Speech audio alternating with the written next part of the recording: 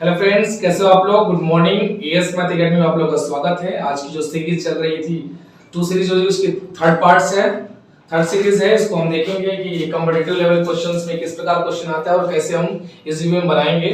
चलते directly questions को। ए bag contain 3 red balls and 5 black balls.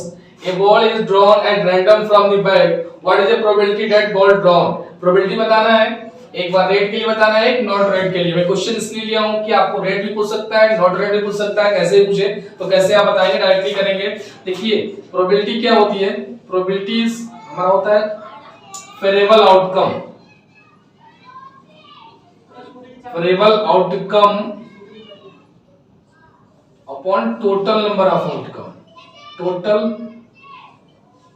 Number of outcome. ठीक है, टोटल नंबर ऑफ आउटकम्स को नीचे लिखेंगे। टोटल्स आउटकम कितने हैं तो 3 रेड बॉल्स है और 5 ब्लैक बॉल्स है। तो टोटल आउटकम क्या पॉसिबिलिटीज है, 8 पॉसिबिलिटीज है। ठीक है, दोनों का सब करेंगे। किसकी प्रोबेबिलिटी बतानी है, रेड की बतानी है। हमको प्रोबेबिलिटी बतानी है किसकी, रेड की। रेड बॉल आने के लिए प्रोबेबिलिटी बतानी है तो रेड कितनी है, 3/8 हो जाएगी। फर्स्ट का आंसर। सेकंड इज ये not red, not red balls आने के लिए, नॉट रेड बॉल्स की प्रोबेबिलिटी बतानी है। तो हम क्या बताएंगे, देखिए रेड बॉल्स नहीं आए मतलब क्या आएगी, दो ही बॉल्स है, रेड बॉल्स है और ब्लैक बॉल्स है, तो ब्लैक की बॉल आ सकती है। तो ब्लैक कितने हैं, 5 बाई क्या हो गया 8। ठीक है, 5 बाई डायरेक्टली लिख सकते हैं। दूसरे शब्दों में ये भी कह सकते हैं कि प्रोबेबिलिटीज दोनों का सम, दो प्रोबेबिलिटीज है उनका सम या 3 प्रोबेबिलिटीज कितनी भी आ उनका सम क्या आना चाहिए, 1 आना चाहिए। यदि 1 सम है तो प्रोबेबिलिटी कितनी है, 3/8। तो हम ये भी कर सकते थे तो 1 - 3/8 जो बचेगा वही तो हमारा ब्लैक बॉल की प्रोबेबिलिटी होगी। तो ये भी कर सकते हैं 1 - 3/8 8 - 3 5/8। ठीक है, ऐसे भी कर सकते हैं। डायरेक्टली हम जानेंगे, ये कंडीशन वही है। हमने इस क्वेश्चन में देखते हैं a die is thrown once, find the probability getting. ये प्राइम नंबर आने की probabilities, a number lying between 2 and 6 आने की प्रोबेबिलिटी एंड ऑड नंबर आने की प्रोबेबिलिटी। देखो प्राइम नंबर आने की प्रोबेबिलिटी क्या है, फर्स्ट का प्राइम नंबर की probability, probability of prime number. Prime number की प्रोबेबिलिटी क्या है, टोटल डाइस में कितने नंबर होते हैं, डाइस का जो नंबर होता है, डाइस का जो नंबर होता है, डाई का नंबर होता है कितना होता है हमारा 1 2 3 4 5 एंड 6 नंबर है। ठीक है, करेक्ट। प्राइम नंबर के लिए बतानी है प्रोबेबिलिटीज। आप देखिए प्रोबेबिलिटीज ऑफ प्राइम नंबर। ठीक है, अब प्राइम नंबर क्या होता है, सबसे छोटा प्राइम नंबर 2 होता है, उसके बाद क्या होता है 3 and 5। कितने प्राइम नंबर है, 3।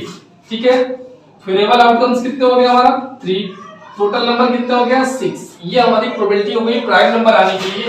ये हम सिंपलेस्ट भी कर देंगे, 3 1 3 3 2 6 1/2। ये हमारी 50% की प्रोबेबिलिटी आ गई, 1/2 की प्रोबेबिलिटी आ गई। अब कह रहा है कि नंबर लेइंग बिटवीन 2 and 6, कह रहा है कि 2 and 6 laying between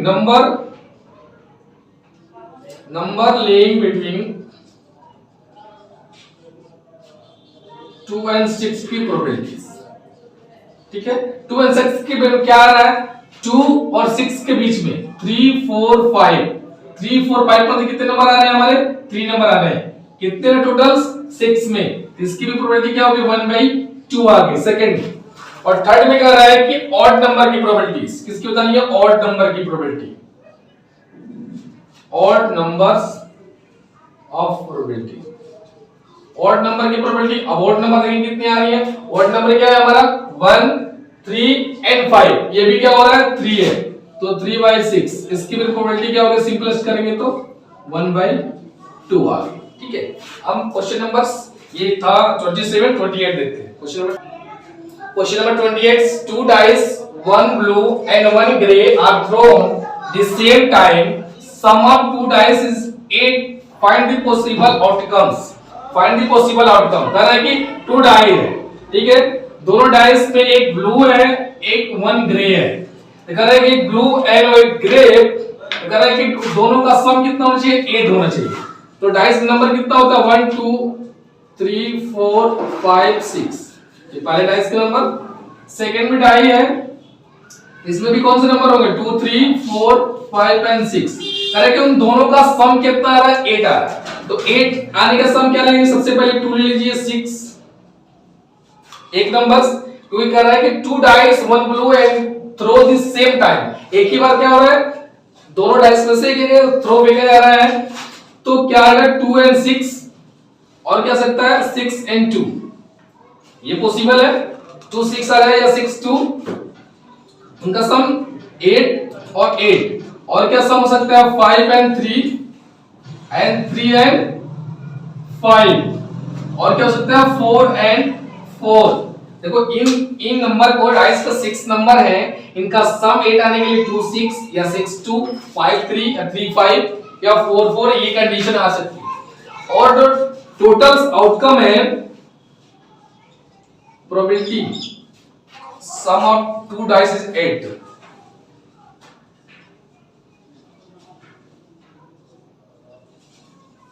two dice का सम 8, तो प्रोबेबिलिटी टोटल आउटकम लिखेंगे, टोटल आउटकम कितना है 6, एक के आने की प्रोबेबिलिटी कितनी है 6 एंड सेकंड की भी प्रोबेबिलिटी एक साथ थ्रो कर रहे हैं तो हम मल्टीप्लाई में करके लिखेंगे 6 into 6 कंडीशन आएगी, 36 टाइम की प्रोबेबिलिटी आ सकती है, ठीक है दोनों का 36 6 और 6 कितना हो गया 36।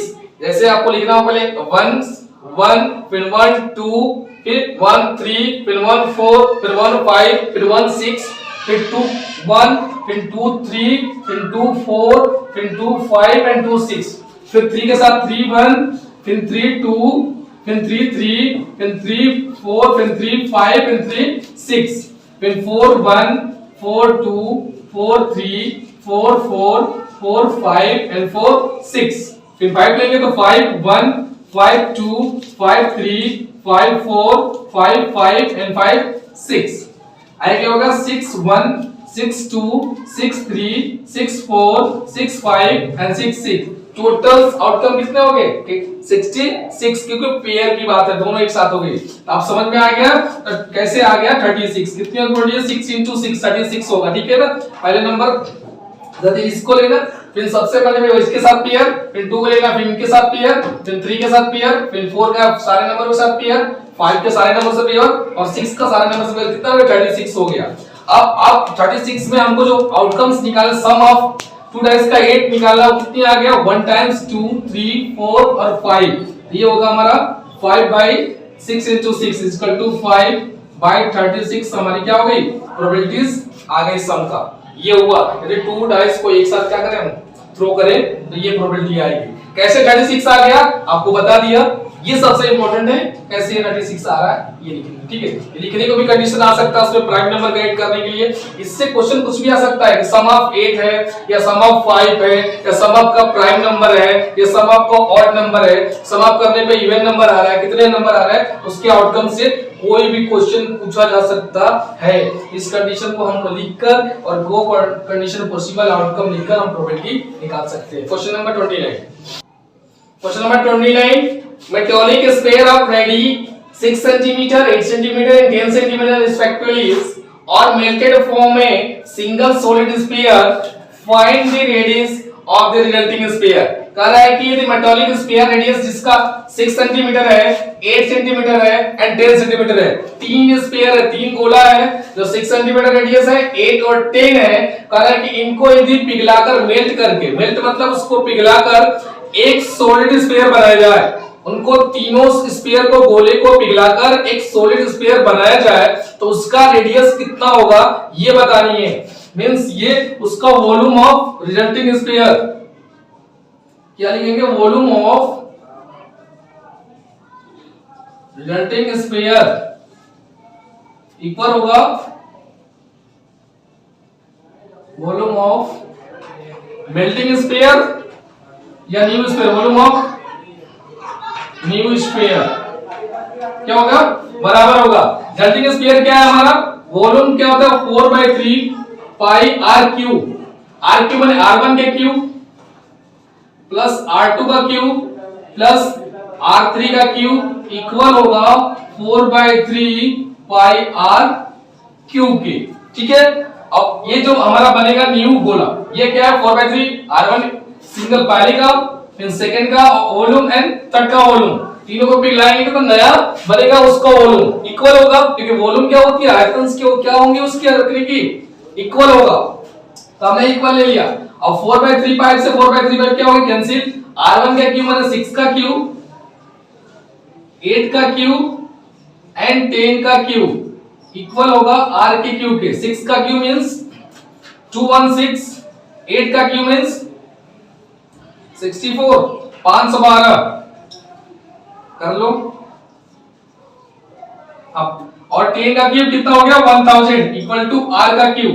सम कर लीजिए 0 2 15 2 17 100 28 72 8 इक्वल टू R क्यूब। ठीक है, क्या हो गया R क्यूब।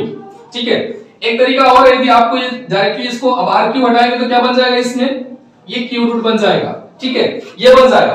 और एक तरीका ये है कि क्या हम इसको वो करें ही नहीं है, इसको मल्टीप्लाई ना करें, डायरेक्टली हम लिखें R बराबर ये 1728 आपको मालूम है, इससे मेरे को याद 1728 कितना होता है 12 का क्यूब। ऐसे आप यदि स्क्वायर रूट की बात करें तो स्क्वायर कम से कम 20-20 तक, square root and cube root कम से कम 15-15 तक आप प्लान कर लीजिएगा। तो हम डायरेक्टली मेंसुरेशन में चाहे किसी में भी यूज भी करेंगे, नंबर सिस्टम में भी आता है तो हम इजीली इसको यूज कर सकते हैं, कि कैसे निकालना है वो भी हम कर सकते हैं। देखिए डायरेक्टली आ गया 1728 किसका क्यूब होता है 12 का क्यूब होता है, तो हमने निकाल लिया। सेंटीमीटर है तो सेंटीमीटर, बट हम इसको ऐसे भी निकाल सकते थे जैसे R क्यूब है, R क्यूब, तो ये क्या रूट बनेगा। ठीक है, 6 का क्यूब मतलब 6 × 6 × 6। ठीक है, अब क्या हो गया, ये 8 का क्यूब मतलब 8 × 8 × 8, लेकिन करना ही पड़ेगा। ठीक है, इसको हमको फैक्टर करके सम है ना, सम करके सम करना ही पड़ेगा। 7 × 8 7 × 8 क्या हो गया, या तो आप फैक्टर्स कर 8 है तो 8 की क्या फॉर्म होता है, ये पेयर बनेगा तो 8 कितना बनेगा, ये 8 पेयर 2 या 8, क्यों किसके नजदीक है 2 का 8 को होता, तो डायरेक्टली हम करेंगे 12 आ गया।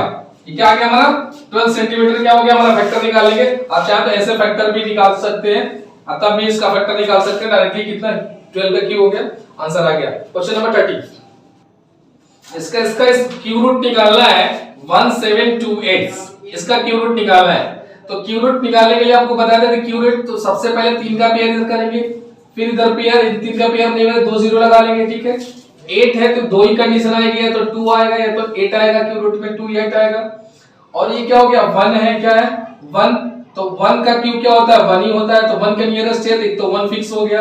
अब 1 ये जो नियरेस्ट है ये किसके नियरेस्ट है 1, ये 2 के नियरेस्ट है, ये हमारा 1 किसके नियरेस्ट है, इस छोटे वाले नंबर का नियरेस्ट है। यदि बड़ा वाला नंबर होता तो हम 8 लेते तो क्या हो गया 2, तो ऐसे भी हम क्यूब रूट निकाल सकते हैं 12, ऐसे कर लेंगे, या फैक्टर होता है फैक्टर कर लेंगे। क्वेश्चन नेक्स्ट क्वेश्चन देख, question studies a tangent PQ at a point P of a circle of a radius 5 cm which is lying through the center at a point Q so that OQ 12 cm, find the length of PQ। कह रहा है कि एक circle है, ठीक है circle, उस circle पे एक टैंजेंट है PQ, कहीं टैंजेंट बना लीजिए, ये टैंजेंट जो सर्कल से टच करती लाइन बनती है वो क्या कहलाती है, टैंजेंट कहलाती है। इसका PQ नाम रख दीजिए, P एंड Q। कह रहा है कि PQ point P the circle of the radius, ये पॉइंट P मान लिया। कह रहा है कि पॉइंट P से जो सर्कल लाइन मिलेगी सेंटर से, ये क्या हमारा रेडियस है, क्या है रेडियस, इसको दे रखा 5 सेंटीमीटर, 5 सेंटीमीटर नीचे lines through the centre at A point Q so that OQ, point इसको O, क्या सेंटर एट O, और point Q so that OQ 12 centimetre, O और Q इस पॉइंट को जो टैंजेंट बनेगी वो लाइन जो भी ये बन रही है, ये लाइंस ये टैंजेंट है PQ, उससे ये रेडियस दे रखा है, रेडियस है 5 सेंटीमीटर। कह रहा है कि इस सेंटर से इस पॉइंट को मिलाकर जो PQ हो रही है वो 12 सेंटीमीटर गिवन है। तो बताइए कि हमारा इस PQ होगा वो कितना होगा, तो डायरेक्टली जो सेंटर में लाइन टैंजेंट को टच करती है वो राइट एंगल होती है, 90 डिग्री पे होती है। और जब राइट एंगल ट्रायंगल हो गया तो हम ट्रिपलेट जानते हैं, ये 5 है, ये 12 है, तो क्या हो गया हमारे, ये 13, 5 है, ये 12 है, तो डायरेक्टली क्या हो गया, ये हमारा 13 हो गया आंसर हमारी। 13 जब हो गया तो PQ की वैल्यू क्या आ गई हमारी, 13 सेंटीमीटर